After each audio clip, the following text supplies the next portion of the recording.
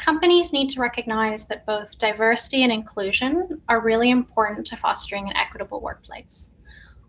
I think the focus on inclusion is really what drives diversity. Can everyone feel comfortable bringing their full, authentic selves to work? What are your top 3 tips for successful networking? I love that question. My top tip is to be goal-oriented, to know what you want to get from networking. A lot of the questions about who we should connect with or who would be the most helpful for us in our journey is really determined by what your goal is going to be. And so goal-oriented networking and mentorship to a larger extent really helps you to make sure you get the most out of networking. And sometimes a mentor or coach can help you make sure that you get the most out of your network by having a really clear, defined ask. The second tip is to really you want to be in the room, or actually I guess with the Zoom where it happens, now that we've gone virtual. I believe really strongly in success being hard work meeting opportunity, but I also work really, really hard to make sure I'm in a place where I'll get access to those opportunities. I met Reid Hoffman, who's the founder of LinkedIn, a couple of years ago, and he concurred that the key things that enable an entrepreneur to succeed is their network. Your network provides access to your customers, your capital, and your talent, but most importantly, to your learning opportunities. And I think particularly with the rise in technology, it's really democratized and expanded opportunities for networking and mentorship, whether that's work, industry conferences, professional organizations that have formal mentorship programs. They're all available online now. And social media like LinkedIn is really great at kind of building that bridge between you and potential sponsors and mentors in your career. I think the final tip is, I think this is the one that people forget the most, is staying engaged with your network. So find ways to stay in touch. One of my friends does an annual newsletter around Christmas time, and it's a great way for people to know what she's up to and for her to stay top of mind for opportunities within her network. And, one person doesn't always fit all of your needs, so having access to a whole bunch of people in your network is really, really helpful, particularly as your relationships between yourself and your mentors will likely evolve over time. Having access to new mentors and new resources will ensure that you get what you need for your career. And personally, I always advise mentees to have a personal board of directors. Rather than just having one mentor, get a whole panel of them. It'll give you a more balanced, diverse perspective, and you're less likely to have any of the biases that you might from just one mentor. Why is mentorship important for underrepresented groups, and what can businesses do to level that playing field? So that's a question that I've been asked quite a lot lately, particularly as there's a rise in the understanding and need for diversity and inclusion.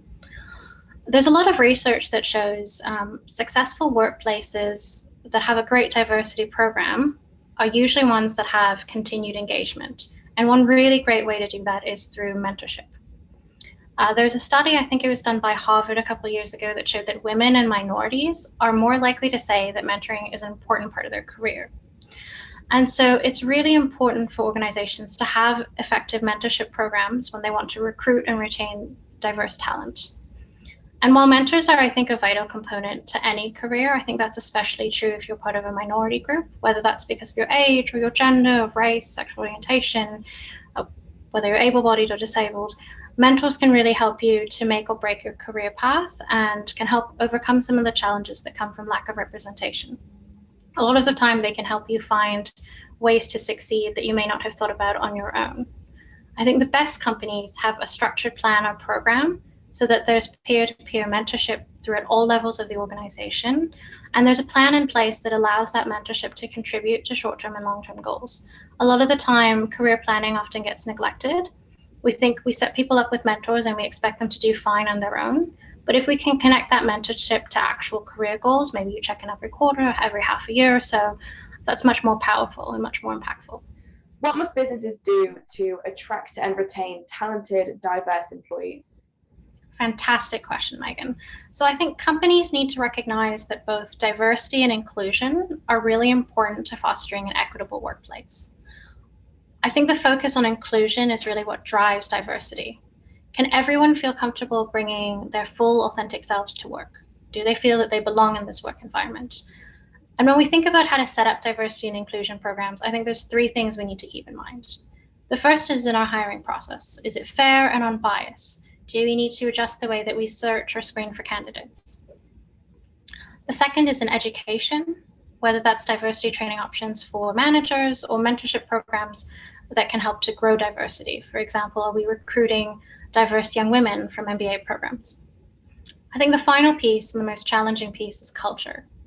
A lot of the time, it's great to have someone own that piece. So if you're an organization that's hired a diversity manager, you're already taking great strides to do so. And they can help do things like create a great grievance and complaint system if there are challenges with diversity, help support employee resource groups, for example, women in leadership, so on and so forth. Ultimately, I think the more inclusive environment you can create, the more diverse and the more diverse talent you'll be able to retain overall. What can businesses do to support the development of Generation Z employees? I think I really feel for Generation Z. I think there's a lot of collective trauma they've experienced over the past year of the pandemic. Young employees are often, they've often been laid off or furloughed during the pandemic, and others who are still in school have had a very tough transition where you've lost a lot of your networks and you've suddenly gone entirely online. And I think it's important to recognize that, learning's been disrupted in ways that many schools did not expect, nor were equipped to really handle. And so I think the best thing that we can do as companies is to support the transition between college and the professional world and have a greater focus on that intergenerational mentoring and support. There's lots of different ways to do that, but I've noticed that there's three really great things that a lot of companies are doing. The first is in their orientation program. Orientation programs used to kind of just be a short-term introduction to the workplace, the systems, and other basics. But a more comprehensive approach is really helpful for Generation Z. So that could include orientation throughout the first year of their work experience, offering rotations throughout the organization so they can get a well-balanced perspective, and programs that can help them integrate into the culture of the workplace, particularly if everything is online. That leads really well into my second point, which is companies that are able to support younger generations offer ongoing career support. And that can be intergenerational, and often there's benefits on both ends. There's younger employees who may be able to learn from experienced ones about their work in the industry, and younger employees often bring in really great tech competencies. I've learned far more about social media from my younger team members than I would know on my own. And so mentorship is really it's a two-way street, and there's lots of great opportunities there as well. I think the final piece that we can offer for young people is to offer flexibility. They're very used to working online. They're used to being able to set their own schedule, and offering them that flexibility is something that a lot of them are looking for. I think Generation Z brings quite a lot of resiliency and humanity to the workplace because they've been tested. And I think there's a lot of advantages to hiring some of those folks and making sure that we provide them with a structured support system that will smooth their transition into the workplace.